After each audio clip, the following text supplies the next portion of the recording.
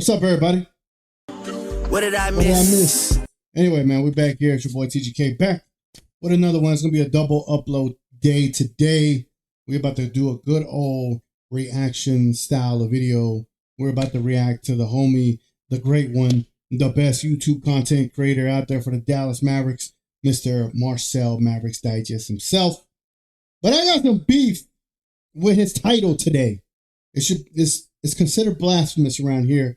None of us here kissing Nico's ass, right? But sometimes people take it a step too far.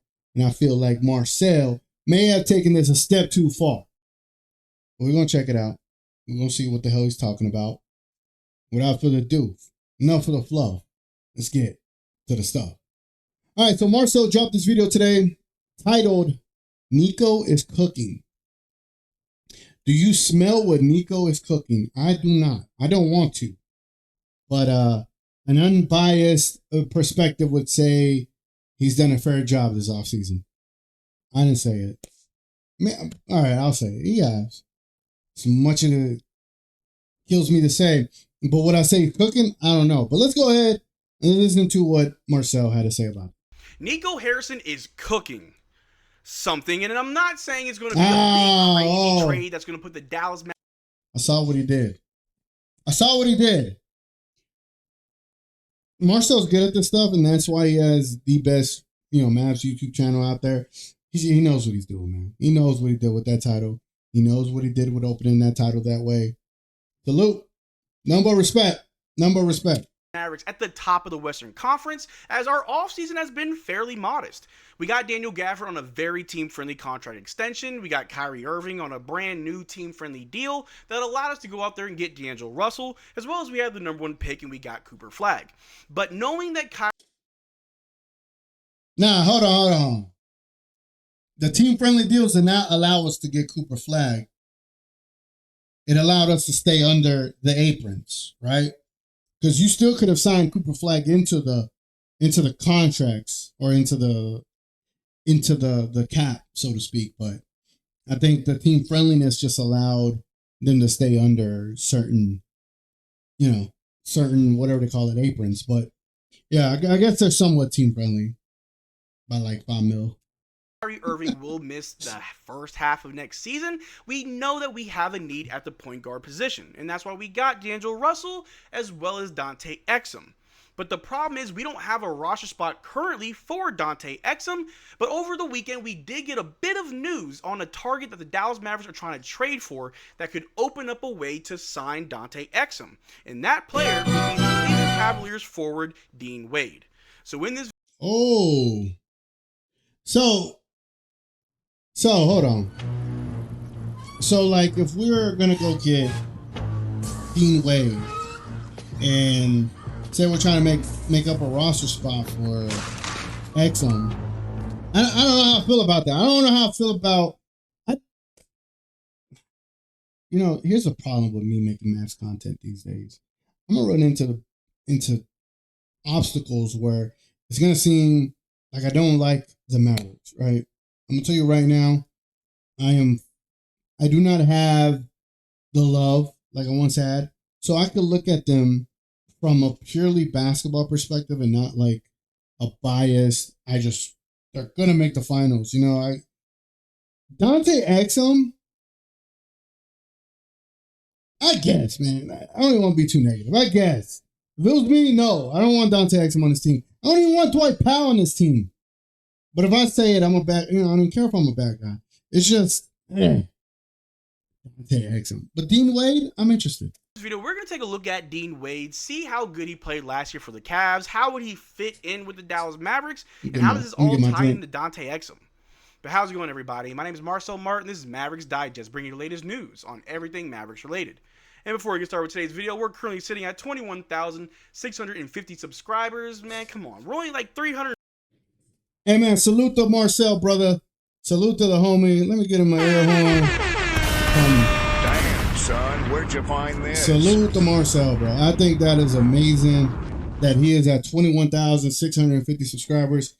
Get that man to 22. Get that man to 25. Get that man to 30, bro. For real. I think it's amazing. In the short time that he's been doing this Maverick stuff, he has leaped He has leaped Mavs creators that have been doing this for a long time. You know what I'm saying? Like, the consistency speaks for itself, man. Salute to Marcel, bro. 50 away from 22K, getting very close to our goal. So if you want to be up to date on everything Mavericks related all summer long, as we're getting very close to the start of the next season, make sure you subscribe. But the Dallas Mavericks have had a pretty modest offseason. Like I said, we have done a lot by only doing a little bit. We got Daniel Gafford on a new contract extension. We got Kyrie Irving on a new contract. We got Cooper Flag with the #1 pick. We got D'Angelo Russell. But we also got Dante Exum. We're slowly but surely fixing a few holes in the roster by making all the right moves. And like I said, we have Dante. We offered him a contract extension to come back on a 1-year minimum deal. But the problem is we currently don't have a roster spot for Dante. We currently have 16 players with one empty spot for a two-way player. Who knows who's going to fill that spot? But on the main roster, we're one too many, and that's going to have to change. And on this channel, we've talked about certain players that are being shopped, like Martin and Omax and Hardy. But currently, nothing has been happening until over the weekend when we got this bit of news. MFL Nation tweeted out saying, report, the Dallas Mavericks are among the teams with a likely interest in acquiring Dean Wade via trade. He adds that Chris Fedor reported that the Mavericks have been fans for a few years. And I'm not going to say I'm a fan of Dean Wade, but I am familiar with his game. A lot of people point out that he's kind of a younger Maxi Kleber. And I know, you probably all think I hate Maxi. I don't. Prime Maxi was amazing. I loved watching him and Dorian Finney-Smith play. Nah, he capping, bro. He capping, dog. He capping. Marcel, why you capping? You know you don't like no Maxi Kleber. You liked him when he was doing this. We all liked him when he was doing this, you know? That was good, Maxi Kleber. What happened to him? You just stopped calling? You just stopped calling him? They just stopped calling Mr. Maxi Kleber all of a sudden? Hey, yo! You know? Come on now, Marcel. We're not like no Max Kleber. We wanted him. We wanted that contract gone. And unfortunately, no, I didn't want to talk about it because people can be like, oh, you're talking about the trade. Why are you talking about the trade? I don't know, because I want to talk about the trade. It affects me every day. Don't you understand? Those guys were scrappy, really good role players for the Mavs. But Dean Wade could, in a sense, be that for the Dallas Mavericks. Not saying we need Maxi back, but just having another forward on the team could definitely help us out. But it goes a little bit further than that, because then I tweeted out from my own sources, the Dallas Mavericks are working on a multi-player trade to free up a roster spot for Dante Exum. Recent reports about interest in Cleveland's Dean Wade is progressing and things are being worked out. Per my sources, I was told that this has more legs to it than we think, because we aren't the only team that's interested in Dean Wade. There are you've made it as a Mavs creator when you got sources. You know you've made it as a Mavs creator when you got sources. I think that's pretty badass. I think slightly biased. I think Locked On Mavs. I think they have sources, as your predominant Mavs content creators. So probably Kirk Henderson too. I got sources too. Matter of fact, I do got sources. I do. I just look at them as friends, so I don't look at them as a source. So maybe that's me. Several other teams that are interested in Dean Wade. He's a very good role player, a good little 3-and-D guy, very good on the defense. The shooting could definitely improve, but the Dallas Mavericks do need to find a roster spot for Dante.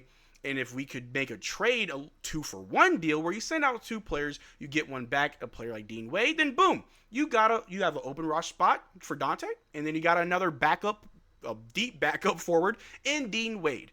But do we need one for Dante? Like, is Dante that important to y'all? Like, genuinely, Mavs fans that still are Mavs diehard fans, do y'all really want Exum? And then my Mavs fans that are on the fence, half here, half gone, do y'all really care for Exum? And then also my Mavs fans that hate watch for Mavs content, I'm with you, I understand. Do y'all really care for, for Dante Exum? Sorry, I think I mentioned Wade on the previous one. But yeah, do we really want Dante Exum here? Might just be me. in no way, shape, or form is Dean Wade just a throwaway player. He is a very solid role player.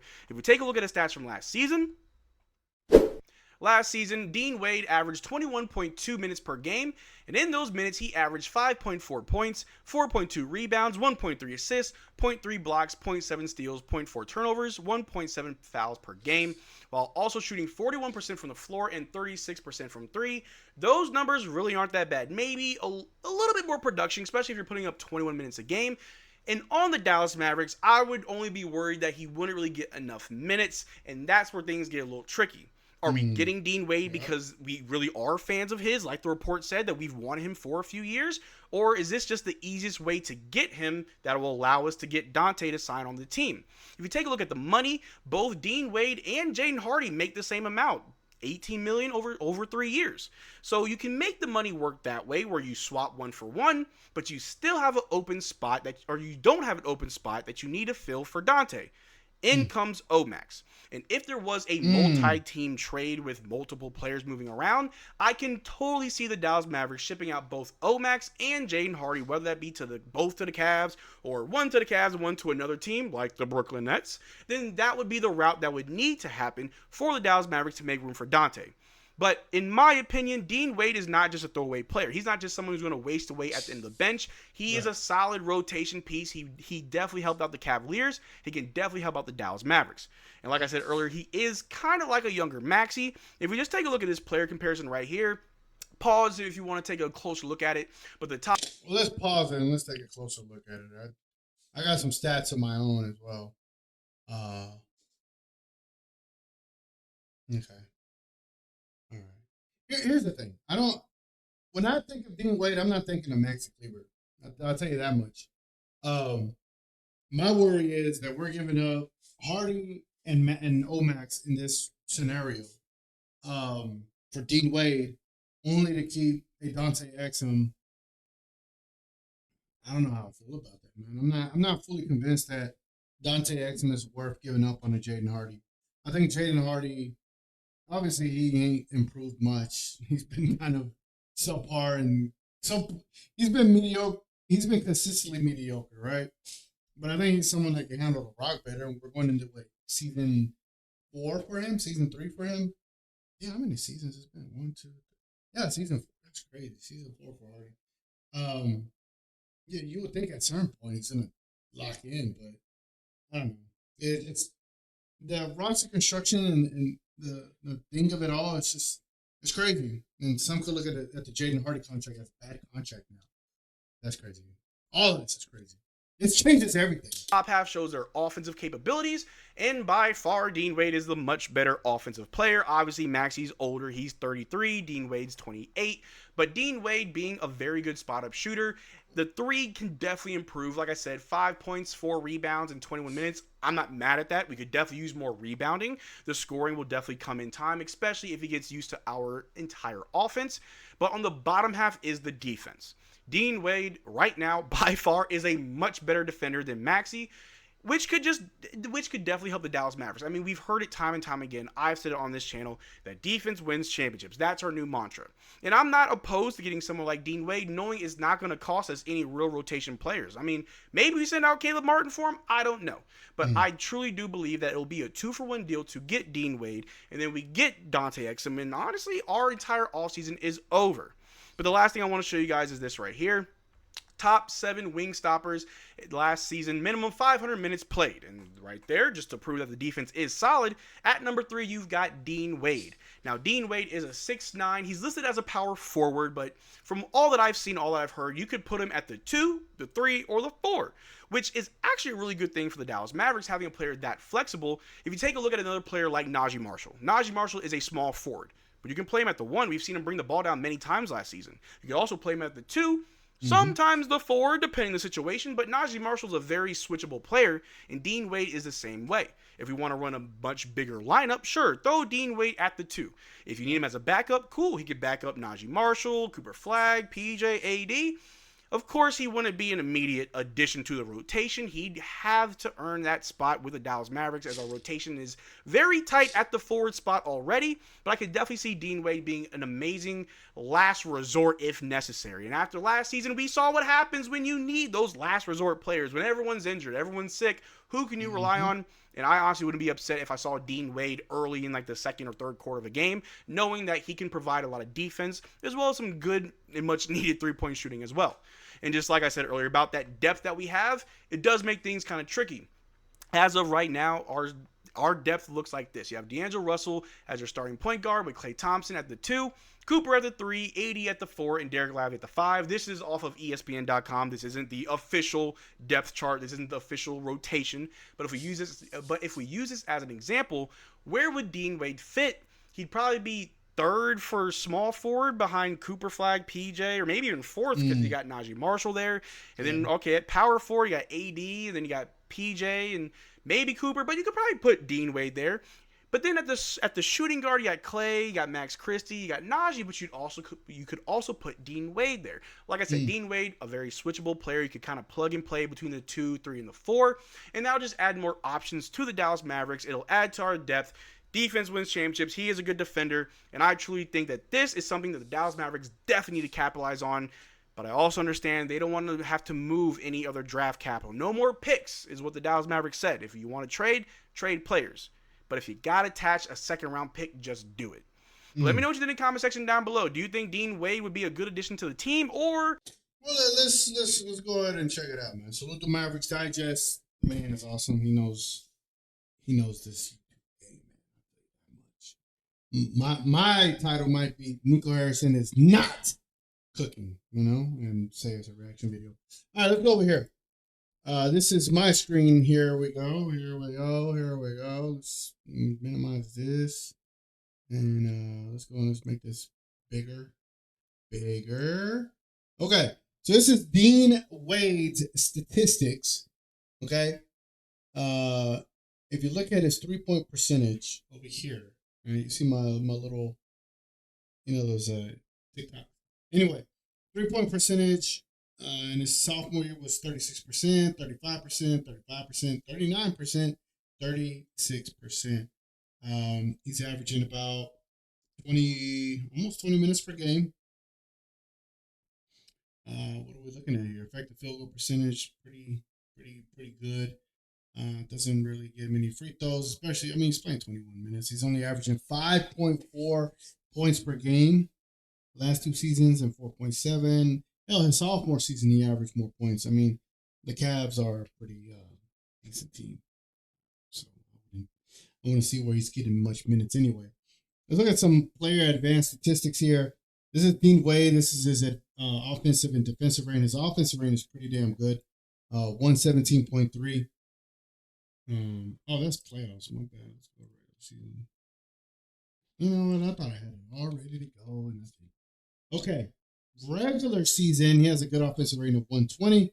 Defensive rating of 109.4. It's not the worst. It's actually fine. Effective field goal percentage 56. True shooting 56. Very consistent. Very consistent across the board. And let's get to this defensive topic here. This is his defense in isolation. When we talk about playing team defense and things of that sort, that's cool. That's cool to me. How do you play in isolation? To me, that's just, I don't know, it means a little different to me, right? That's just how I look at it. Let me get this situated so you can see it all fully. Okay. 59 games. He gets at least 1.1 possessions in isolation. And in those one possession, he's almost given up a full point. He's given up 0.86 points per possession, literally 1 point per possession. He is holding his defenders to 37% from the field. And he's better than half of the defenders in the league at 57.9% in isolation. Okay, in isolation. We're not talking about help defense. We're not talking about any of that. So just based on that, let's go back to it, right? Let's go Exum. You want to see what Exum did? In 20 games, he gave up a point per possession in isolation.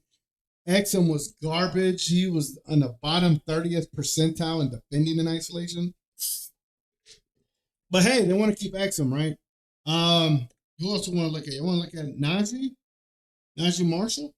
All right, Najee Marshall, he gave up 1.17 points per possession in isolation, bro. In isolation, Najee was cooked. Najee was in the bottom 9.4 percentile. You know what? Yeah, we do need Dean Wade. We do need Dean Wade. Let's look at PJ, right? We got any? PJ Washington. Okay, PJ Washington did better. PJ Washington played as good defensively as Dean Wade did. He was at 58 percentile. Who else? Martin. Let's look at Caleb Martin. Caleb Martin was pretty damn good. 0.7 points per possession. He was in the top 83.9 percentile. That's pretty damn good. Davis, for example, Anthony Davis, he was pretty good in isolation. 0.74. He was in the top 78 percentile. Gafford, you want to look at Gafford? Gafford was in the bottom 12 percentile. Ugh. Lively was in the bottom 22 percentile. Ugh. You know, it's tough. You want to see Luka? You know, let's talk about Luka here. Luka Doncic in Dallas, he was in the top 87 percentile. Luka Doncic in LA, he was in the top 66 percentile. So that goes to show that apparently Luka don't defend in isolation, but he does. But I don't think Najee Marshall's going to be the bottom 9 percentile. That's crazy. But to answer the question, is Nico Harrison cooking? I don't know. He's cooking something though. I don't know. I don't mind the trade. I don't mind the idea of it. I think the more size you can have in a team with shooters and defenders, it's going to be good for you. You're not going to have a play creator like Luka, obviously, so you're going to have to rely on whatever Mr. D'Lo could give you, which I do question it. I do question that for sure. But it doesn't hurt to have more size. It doesn't hurt to have more shooters. What the Mavericks need is more playmakers and more ball handlers to be able to create. And I don't think Exum is neither one of those either. And I think D'Lo is better than Exum, but I don't think he's that much better than Spencer Dinwiddie. So it's just, I don't know, man. It's going to be interesting. I have another video coming out talking about what I think the Mavericks could be doing this upcoming season, and you'll be very surprised by the outlook that I have for them. But anyway, it's been your boy TGK. Appreciate y'all tuning in. Let me know what y'all think. Let me know if y'all think Marcel just knows what he's doing with this YouTube stuff. But salute to Marcel. Great video as always. Great content as always. It's been your boy TGK. And I'm going to catch y'all on the next one. And like I always say, what did I miss while I was gone? What did I miss?